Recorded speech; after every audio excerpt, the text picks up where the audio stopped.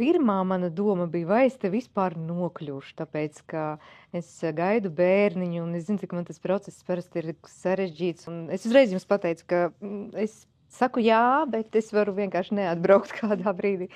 Satikt cilvēkus, kas līdzīgi domā, un te viņu ir daudz. Te ir tāds burbulis. Jā, es jūtos beidzot savā burbulī.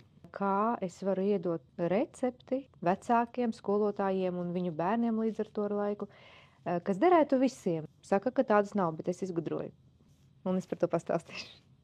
Ļoti labi izglītoti cilvēki diezgan bieži nemaz nav laimīgi. Mēs noteikti nedrīkstam samazināt šīs izvēles iespējas, jo nekad nederēs visiem viens un tas pats. Cilvēki ir aizmirsuši uzticēties sev un savam radītājam, kā viņš ir iecerējis mūsu katru, un ka man neviens no malas nevar pateikt, ka šādi dzīvo, tā dari, tā nedari.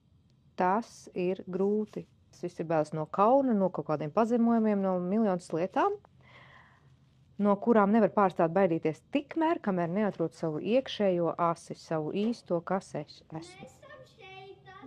Čau! Kāds tev ir laba vēlējums vecākiem? Mācieties! Mācieties būt par vecākiem! Ir skolas, kur to māca. Vienkārši.